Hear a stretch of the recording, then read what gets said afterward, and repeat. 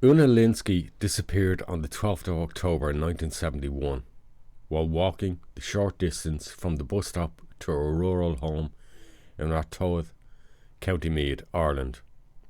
At 5:30 p.m, she left work as a civil servant from the office of the Land Commission in Dublin. She then boarded a bus in Busaris. Both Una Lynskey and her cousin Anne got off that bus at 6:55 p.m. They bid goodnight to each other.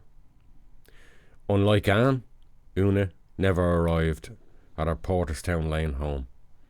Her body was found in a shallow grave 2 months later in Glendew that December, close to the village of Glencullen in the Wicklow Mountains. Una Lynskey was born on September the 2nd, 1952. She was the fifth child of a very large family of 12 siblings to Winnie and Patrick Lynskey in Ratoath, County Meath, Ireland. As so many children of the time, she grew up in a rural community. I think it was a small family farm, and while helping out, she attended the local primary school and later became a boarder at Navan's Convent of Mercy Secondary School. Now, Una was a quiet child, and as she grew into her teenage years, she had no illusions of taking over the world. She was a practical young girl, somewhat conservative, and completed her Leaving Cert with one honour in 1970. In school reports, Una was described as an average, intelligent student and happy-go-lucky. She was a traditional gal of the 1950s, and her social outlets remained locally with family and friends. Now, many of her extended family of aunts, uncles, cousins lived but a stone's throw away in Ratoath, County Meath. In 1970, age 18, she met Paddy Kelly, and the scene seemed to be set. Paddy worked for a potato merchant travelling between his Ashbourne home in County Meath to Dublin. The pair seemed to hit it off, and Una's family thought immediately they were made for each other. And that is how it all panned out. On Wednesdays, Fridays and Sundays, Paddy would travel from Dublin in his Austin A40, and they would head off for food, a dance, a movie in Navan or Dublin. In fact, the last movie the couple shared was the screening of Ryan's Daughter. In December 1970, Paddy gave Una a present of a watch. A distinctive heart-shaped watch with blue and gold frame. By Easter 1971, there would come a gold ring and a diamond stone.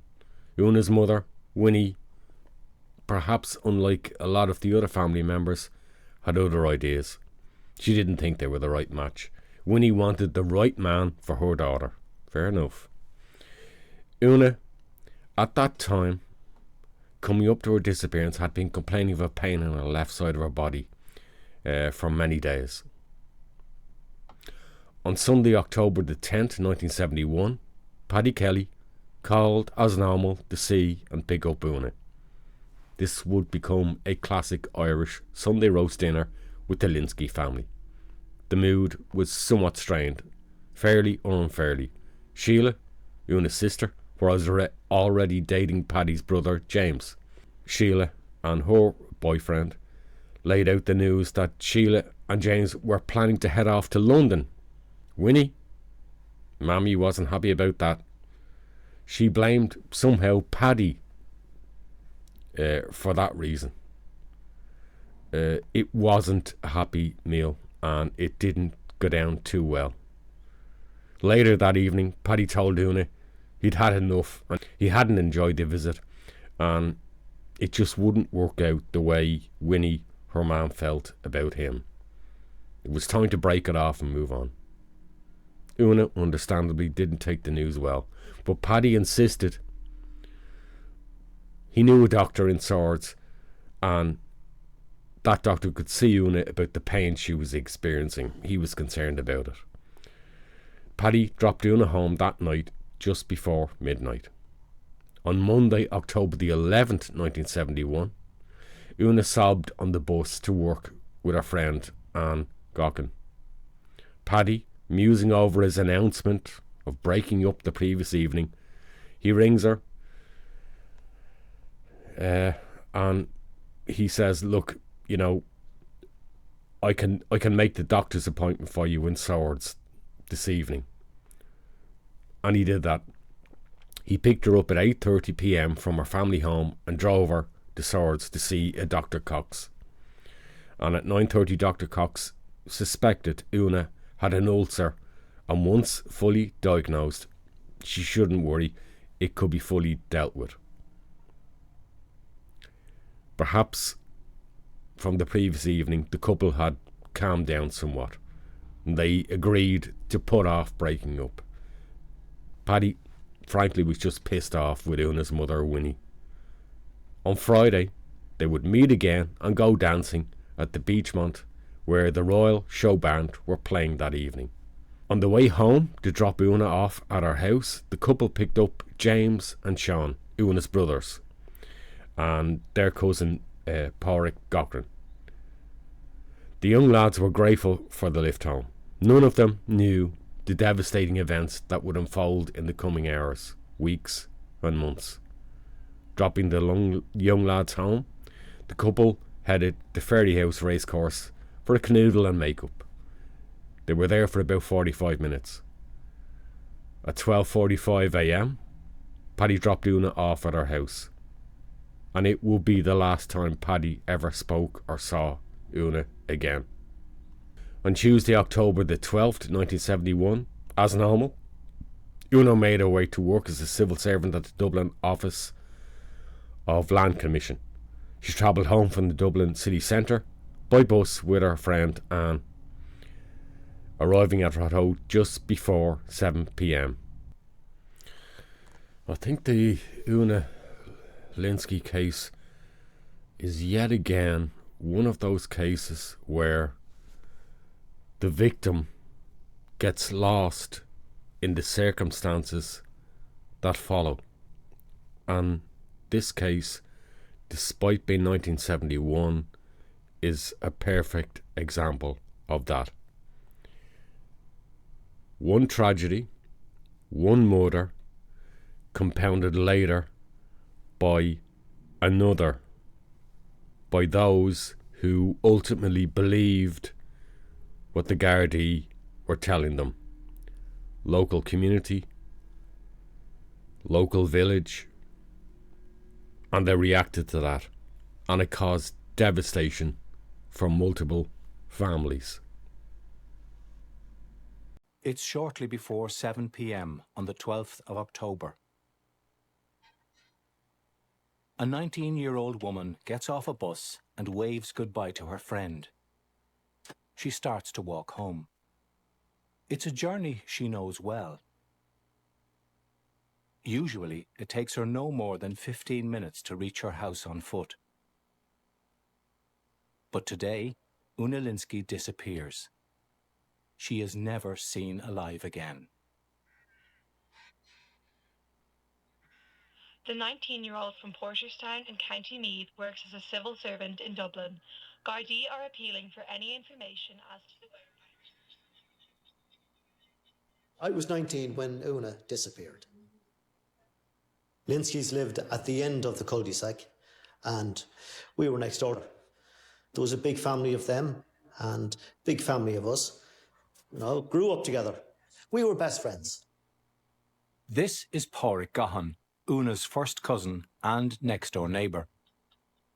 She started work in Dublin, and she would take the bus from the ferry house side in the morning, and she would meet her cousin Anne there and get off there in the evening time.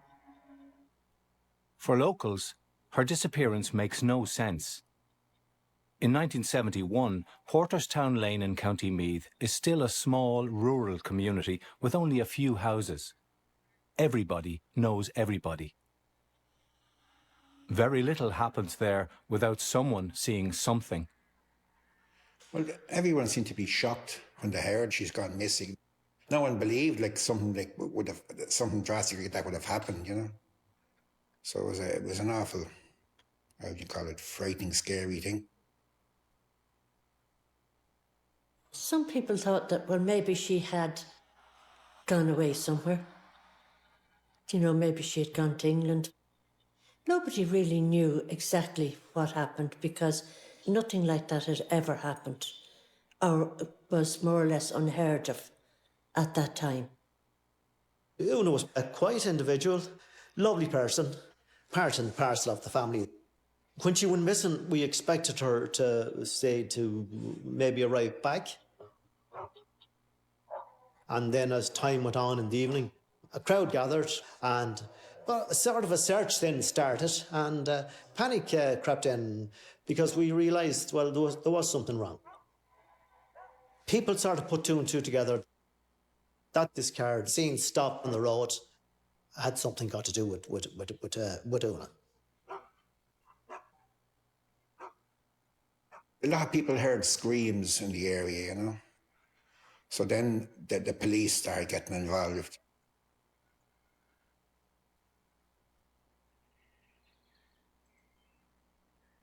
Within 2 days of Una's disappearance, the detectives arrive on the scene. When the detectives came into the area, we thought everything was going to be all right. Una will be found. But things actually got worse. Detective Inspector Hubert Reynolds travels with an up-and-coming sergeant named John Courtney. They begin coordinating questionnaires and the taking of statements. As time went on and Una wasn't found, various Gardaí were coming in and out of Lynskey's house. But Detective Courtney was the main man there. I was young at the time, so I didn't know how things were to be handled. Kerry native John Courtney joined on Garda Síochána in 1947 at the age of just 19. He progressed through the ranks until he was hand-picked to join the elite murder squad in 1967. Courtney and a local detective named Brian Gilday assure the Lynskeys that they will stop at nothing to find Una. Piecing together information from witnesses, detectives believe Una was most likely picked up by a car on the lane. In 1971, not everyone in rural County Meath has access to a car. We went everywhere together, you know, because Dick is the only one that had a car that time. A gold-coloured Zephyr, you know. It wouldn't be a fancy-looking car, you know. It could run out of petrol up the road, or a bit could fall off it somewhere else.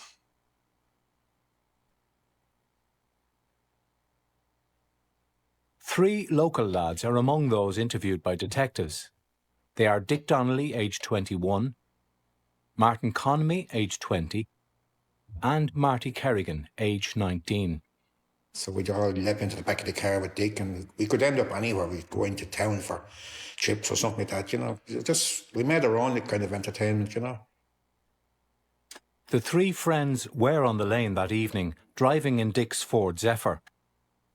They tell detectives they had nothing to do with Una's disappearance. I told them the truth. All about my movements that evening. I told them I worked in a place called Kyle's, Raymond Kyle's. I was picking sprouts down there, and Dick was working in a different area of the place. So Dick picked me up. So we decided then to pop into Marty, and 19-year-old Una Lynskey has disappeared without a trace. 2 weeks into the investigation, the close-knit community near Ratoath, County Meath, is in shock. But detectives have their theory. They believe that three local lads, Martin Conmey, Dick Donnelly and Martin Kerrigan, picked up Una Lynskey in Donnelly's car. They think something happened when they turned the car to bring her home. But the detectives have a big problem.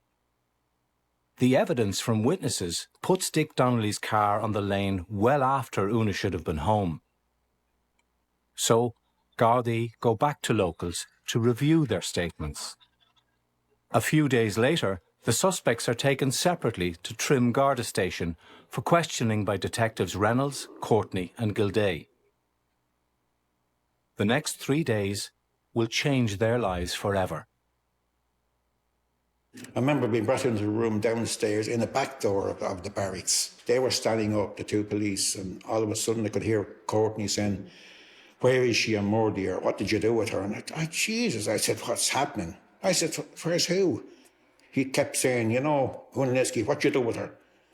And then he started calling me a murderer. He wanted me to sign a statement that we'd abducted Una Lynskey and murdered her. I said, I'm not admitting, I said, to something I didn't do. Dick Donnelly died in 2020. Anne is his widow. Dick was a couple of years older than Marty and Martin, and he would have been stronger. They were madmen, that's what they were. Roaring and shouting and kicking chairs around the place, you know. And this kept going on and on for hours. Tell us where she is. But they kept saying, "We have two witnesses, they've seen you coming the other way." I says, "We didn't come the other way." There was a bit of a rumpus outside, shouting and fellas kicking the door and banging at the door. And he said, these boys are down from Dublin. He said, "These are animals," he said. Dick and Martin are shaken by the behaviour of Detective Gilday. And one of them in particular, he was just completely off the rails altogether. He was just going mad. He was frothing out with the mouth with temper. And that scared the life out of me. And the more I told them the truth, I never seen it, the madder they got.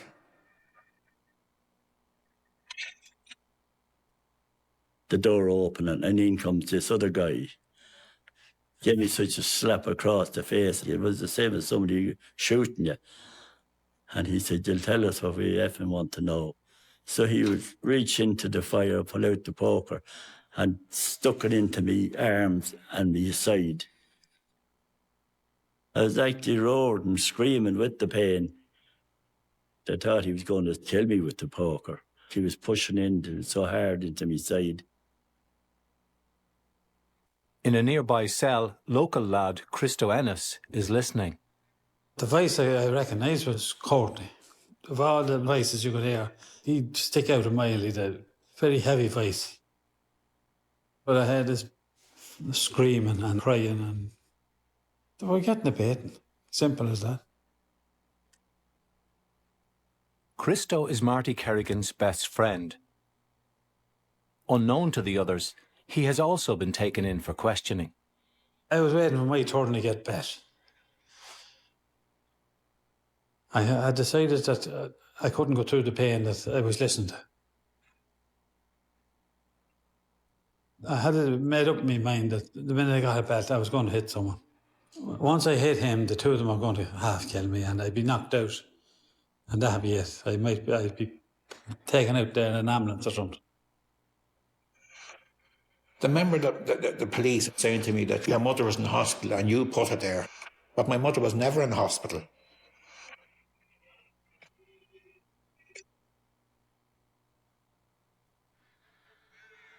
And then later on, it could be maybe Tuesday evening or something late, I was completely exhausted, put into a room or a cell, it felt like, and waking up, and then I seen Marty beside me, blood in his shirt. I was brought down the stairs to see Martin Kerrigan, and he was like a frightened child sitting in the corner. He said to me, "I told them we'd done it." I said, "Marty," I said, "we done nothing. But they told me they'd let me go home. I want to get out of here," he says. I said, "They won't let you go home." I said, "Don't admit there's something that you didn't do."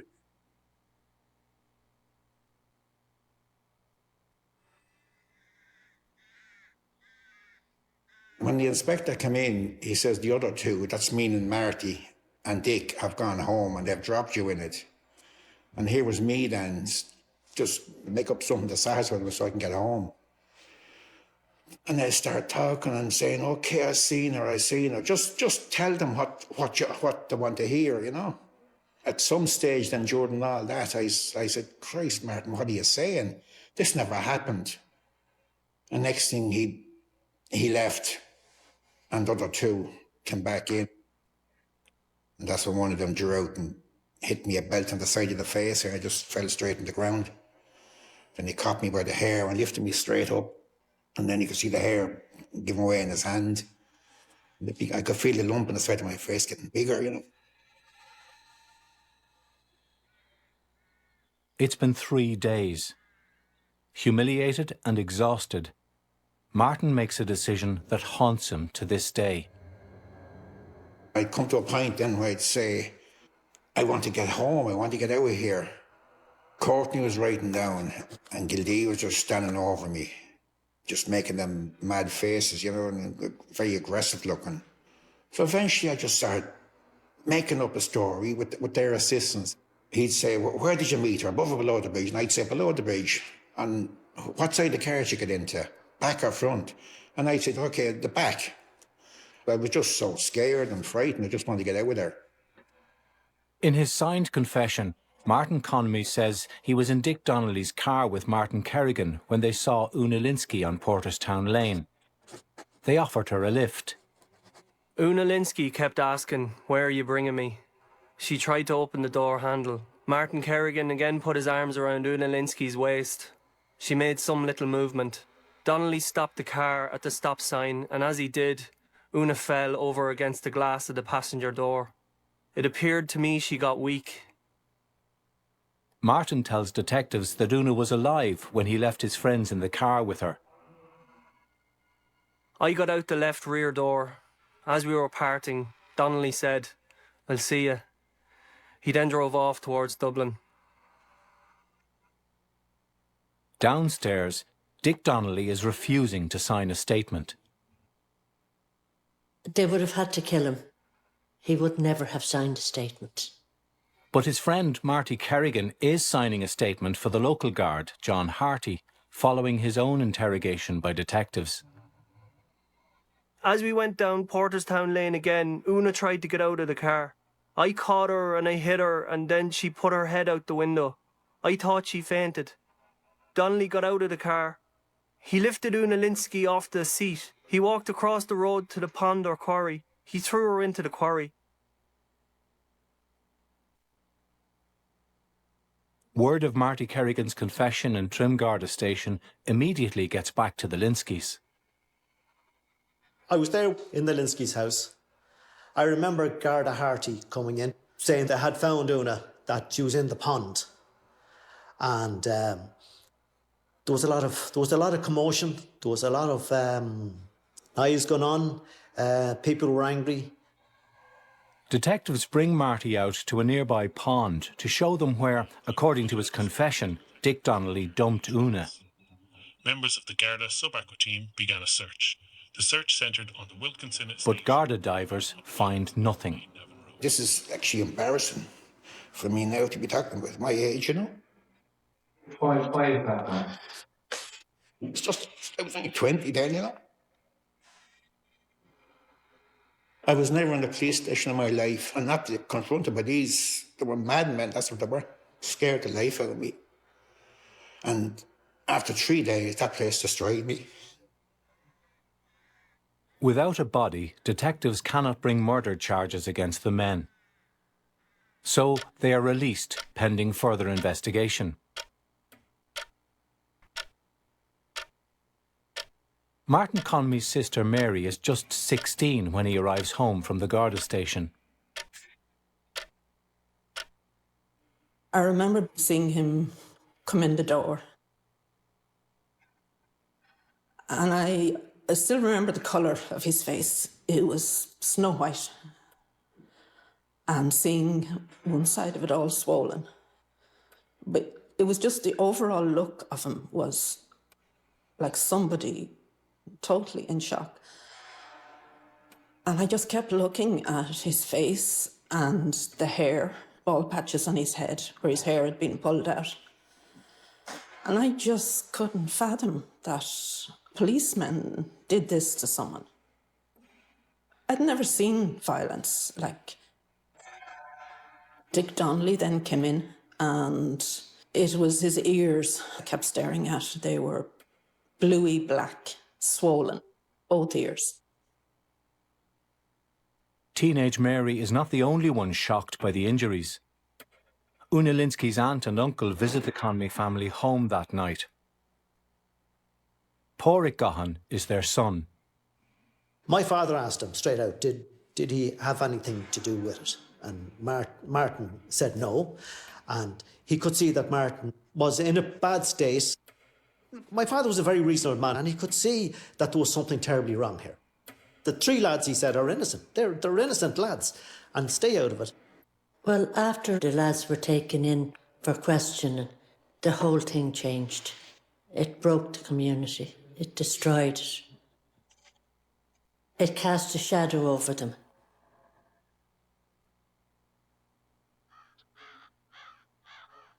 When we didn't take the Lynskey's side, that's when relations broke down. My father lost everyone there. My father, eventually he lost everyone. The morning after they came out of Trim Garda station, I was getting up, going to school. So when I walked out our gateway, I saw this big slogan on the road. It said,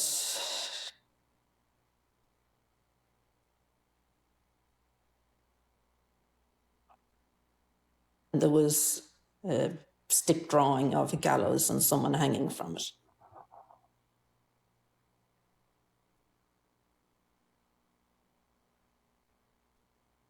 The Lynskeys believed what the guards were telling them. When there were so many guards and detectives using the Lynskey house as a headquarters, things had to go wrong. Even with signed confessions from Martin Conmey and Martin Kerrigan, there are still big problems for the Gardaí. Others on the lane that evening are adamant that another car could have taken Una. 6 different witnesses recall seeing a dark-coloured or chocolate-brown Ford Zephyr or Zodiac on the lane around 7 p.m. It's the type of car locals would remember. Pádraig was one of those making his way home from work on the evening Una disappeared. He got off a bus at the opposite end of the lane to his cousin. We were gone 400 to 500 yards and this car passed us. I looked around. In our area, the cars and the vans that people had were old. This was just a car that wasn't a car of that area. It was a beautiful car. I stared straight into the driver. I got a fantastic look at him. He wasn't a farmer. He was a businessman of some description, very well dressed. Putting 2 and 2 together, it was probably the car that took Una. They all give the same description. And there was one particular man, he nearly ran into the heat, swerved his van to avoid the car and looked straight into the man's face and seen a guard in the back struggling. And this was exactly around the time that Una would be on the road. I mean, I don't know how police could ignore something like that. Detectives asked Pádraig to make a photo fit of the man he saw. But he's amazed by their approach. I did the best I could, but it didn't make any difference no matter what I done or what I said. It was wrong. They kept referring to this looks very much like Dick Donnelly. The man that I seen in the car was not Dick Donnelly. We're not even close to it. There was no comparison to the 2 cars. Dick's was a gold-coloured car. It was noisy, the exhaust was broken. There is no way I could confuse Dick Donnelly's car and this car. There was such a difference. One was a Rolls Royce in looks, and the other car was a banger of a car.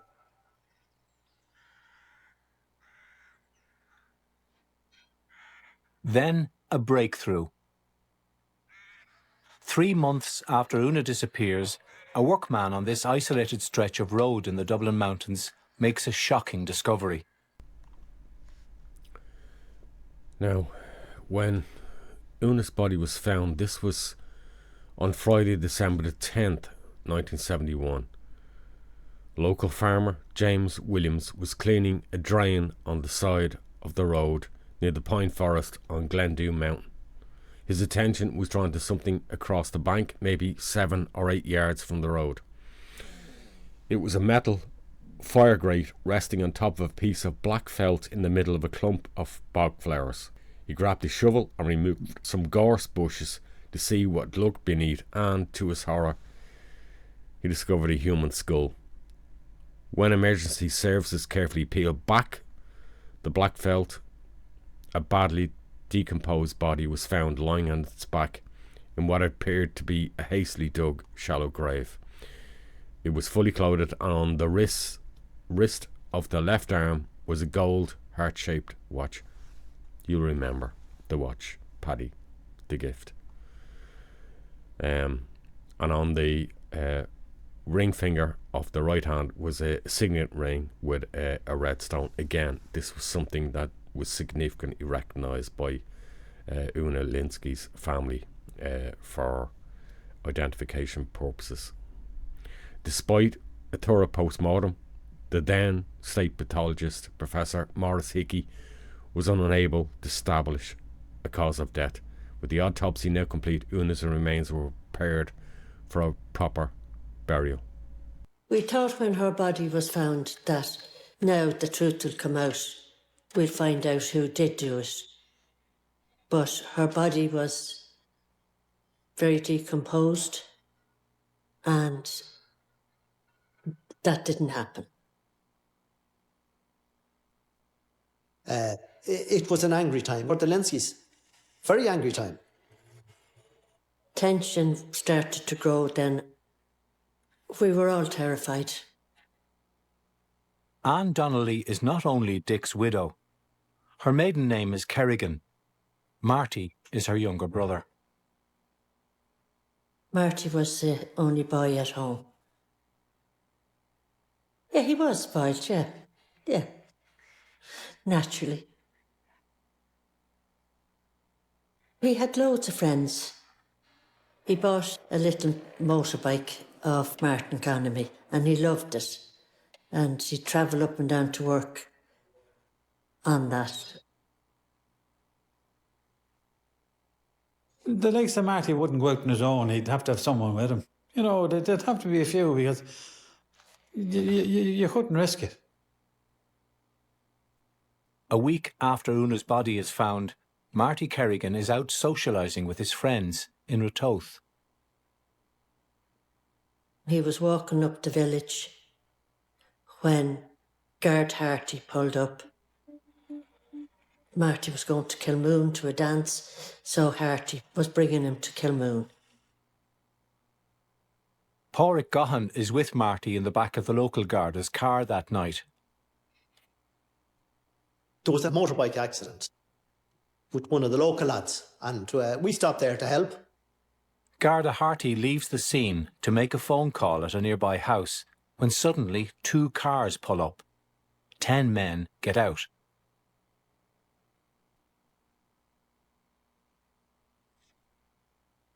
They tried to take Martin. We tried to stop them. We didn't stop them, unfortunately. There was 4 to 5 of us. I think there was 10, maybe 11 of them. So we were outnumbered.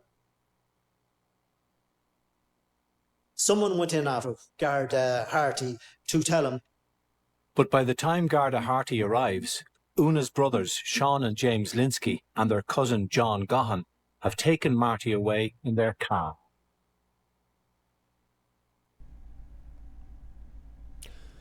And so it all repeated itself. On the night he died, Martin Kerrigan, had been out socialising with friends when he was abducted by 2 of Una's brothers, Sean and James Lynskey, and their cousin, John Gahan. Witnesses said James Lynskey knocked him to the ground before Sean grabbed him by the hair and dragged him into John Gahan's waiting car. The Lynskey brothers and their cousin later told Gardaí that they drove towards the location where Una's body was found, grilling him about what he knew. They threatened him, and when he continued to insist he had nothing to do with her death or disappearance, his head was bashed off a bar under the car seat. When they pulled into a garage to refuel, Marty began to scream for help. Sean Lynskey put his hand over his mouth to silence him, and nobody ever heard Marty speak again. The trio told Gardaí they believed Marty was still alive when they threw him out of the car in the Dublin Mountains. When he was found in the early hours of the morning, he was dead. He was abducted and left in the mountains.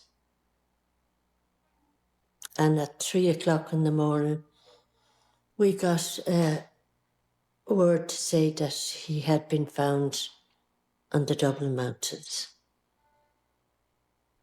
And it broke our hearts. There was kneeling on his neck all the way up. Marty wasn't much more than a child. Small fella.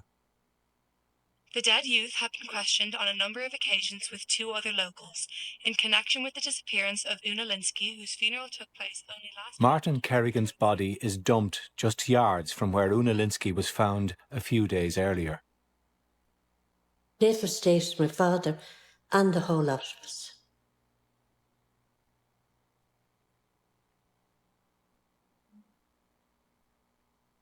It was just too much. We were all young and just very, very sad.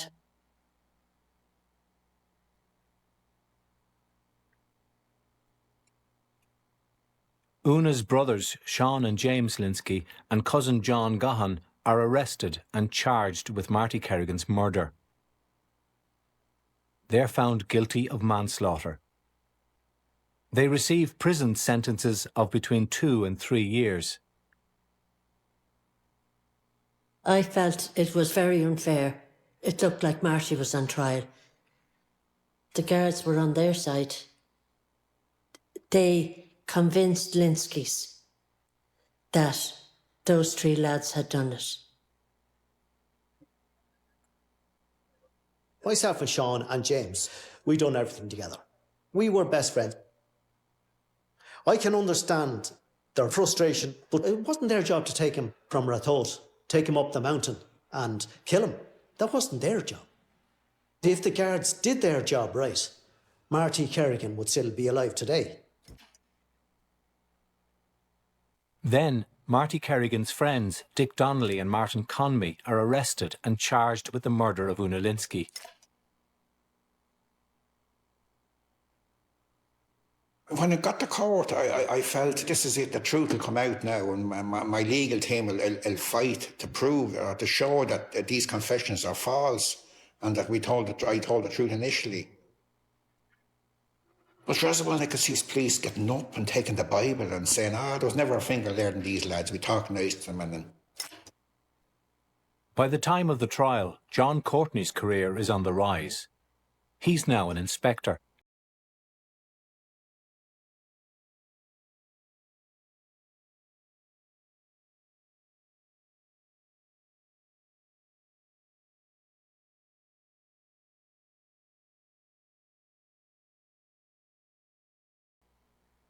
Under oath, Inspectors Reynolds and Courtney and Detective Gilday deny all allegations of ill treatment. They say that the confessions were made voluntarily. In court, Inspector Courtney says that the lads were not in custody and were free to leave the station at any time. the jury was out for ages. I don't know, it felt terrible. And then they come back with the verdict.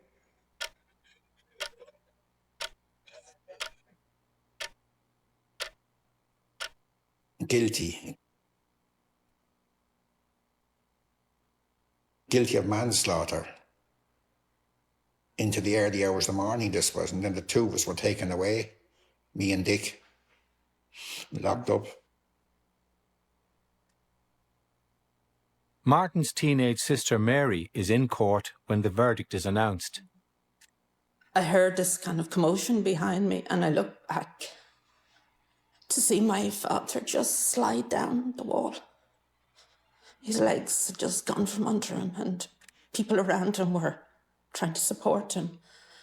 And I think a guard that was standing there went to help him, and the people just pushed the guard away, get away from him.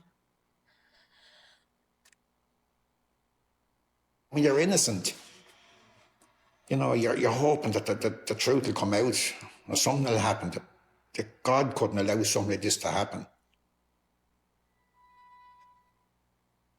After several months in Mountjoy Jail, the Court of Criminal Appeal acquits Dick Donnelly. It rules that his conviction is unsafe, but his friend Martin loses his appeal and must serve his full sentence. Our jail was terrible. And most nights in there, I used to just cry myself to sleep. And then you might have a nice dream at night. You've been at home and wake up and see where you were. See, the thing is, I kept blaming myself. This is the thing about me. I just kept saying, you're just a weak person, Martin. You've made statements, but something never happened. You're just weak and it's your own fault you're in here. Martin is released in 1975 after almost 3 years in jail. I was free, but not free, and my mind wasn't free. But this thing was, stigma's hanging over me, being accused of a crime I didn't commit. I remember going around the roads at night crying. I remember going out to work crying. It never left me, and even times I contemplated just ending it. Really. Because life wasn't worth living. It was just pure hell every day. We had heard about Billy Flynn was a private investigator. So we thought we'd talk to him and see, is there anything he can do? I spent every penny I had, and so did the Kerrigans and Donnellys, just to show who really done it. Working from this home office near Enfield in County Meath, the late Billy Flynn starts a fresh investigation. What is eventually uncovered will send shockwaves through the Irish judicial system. The new evidence, it changed everything. In 2010, armed with this new information, Martin appeals his conviction to the Supreme Court. Martin Madden and Sean Riley were seen to be the key state witnesses. I think only for their evidence we probably wouldn't have been taken into trim. Martin Madden, Lord Mercy, was dead, but Sean Riley said he got it was the same treatment that I got, shouting and roaring and being hit around the place to get him to say that he's seen us. That's what Sean said in court. Sean Riley's evidence was very important because of the conviction with which he told it in that courtroom. It had been a burden to him all his life, I believe. He really got to tell the truth that day at the appeal. I knew all along all them lads were innocent.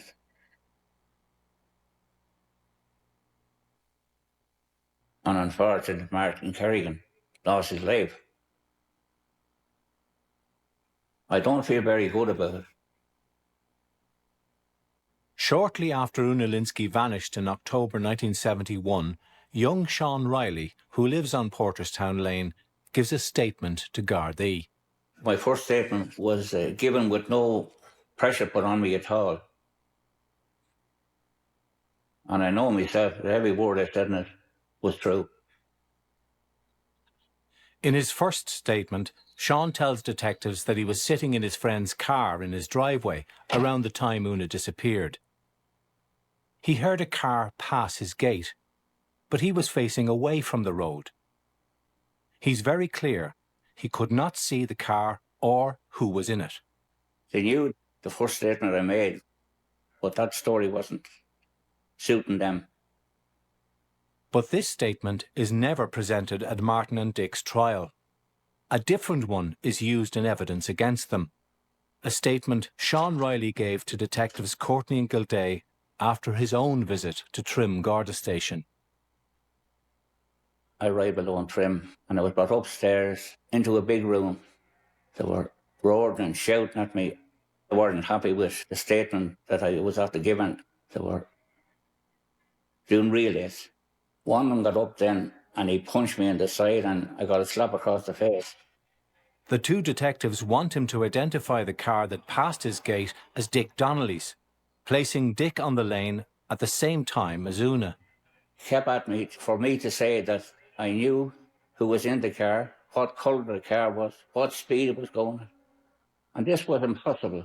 I was turned in, my back was to the road, buried eyes in the back of my head.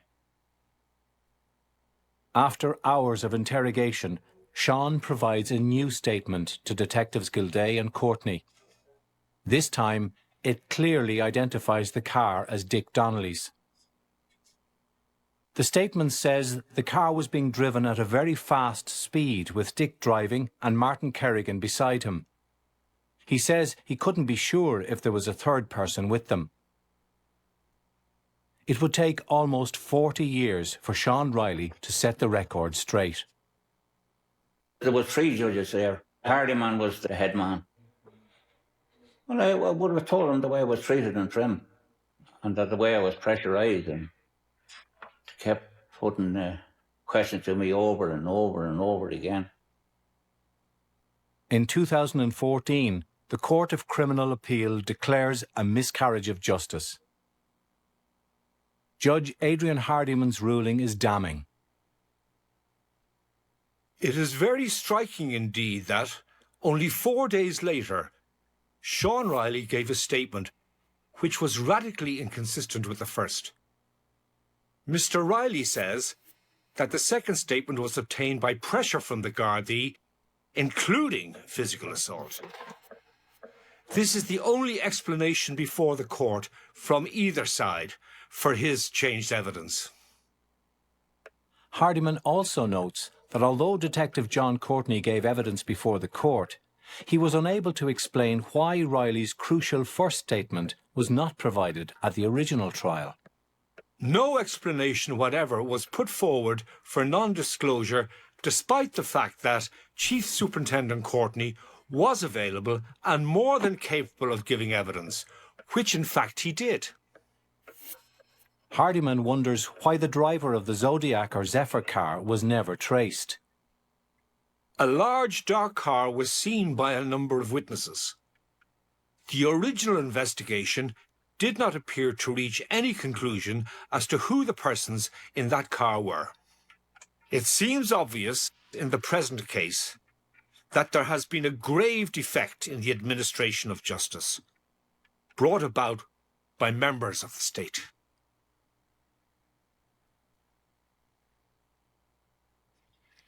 Martin Conmey said he had spent the last 39 years insisting on his innocence. He thanked his family, including his wife Anne, son Ray and 83-year-old mother Eileen. It's hard to describe. It's hard to describe how I feel. I'm just so emotional and it's a shock.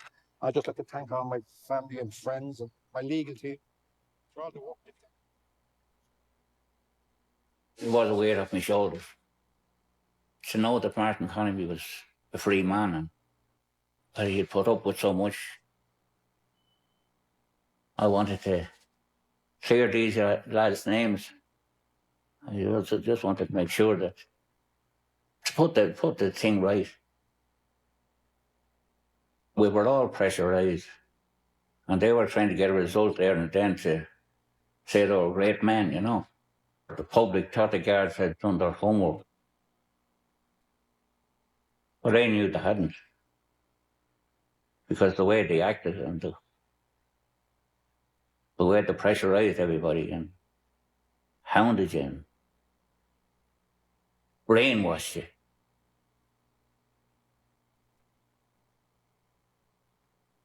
Martin receives an apology and a settlement from the state, but he still believes there are questions to answer. I mean, the police are not held to account for what they've done to us. They never had to answer to anything. They just, get a conviction, get your promotion and move on to the next, I was going to say victim, the next person, unfortunate. It doesn't bother them. They can take the Bible in hand and swear lies, and they've done it. I don't think Dick did get justice. He never got an apology. The least he should have got was an apology. And I think our family should have got an apology for Marty being killed in vain. They didn't look for the right person, the people that did it, or whoever was in that other car. So Una didn't get justice. Or killers at large.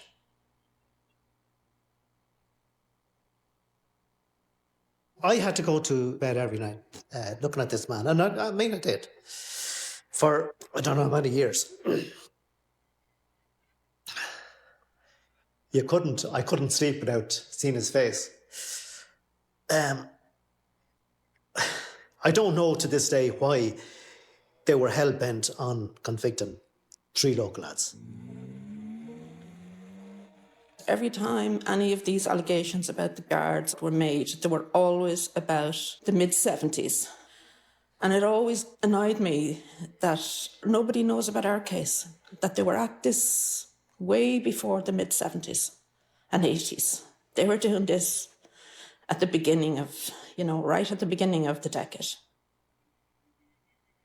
There's still good men in the force, but they weren't a nice bunch of fellas anyway. I thought it was pretty terrible with them. You have to feel sorry for the Lynskeys because they did lose their sister, You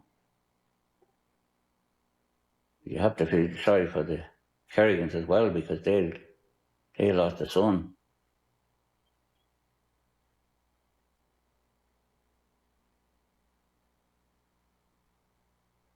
We all go to the grave regularly, and every time I go down, I always say to him, we will never, ever stop fighting until we clear your name. And we never will. Thank God that he was alive, John Courtney, to see my name being cleared. Because I remember in court, I tried to look at him and he wouldn't look at me. But thank God that he was alive to see that, to see justice. But he never had to answer to anything. They just walk off into the sunset free and with their promotions and their big pensions.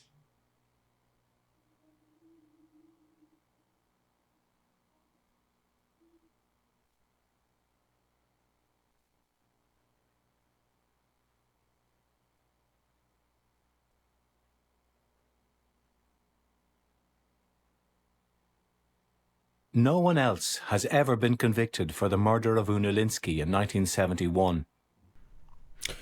So this is a case of one of abduction and murder, compounded by another, and a shocking case of Gardaí heavy gang behaviour, very prevalent at that time during the 1970s and 80s.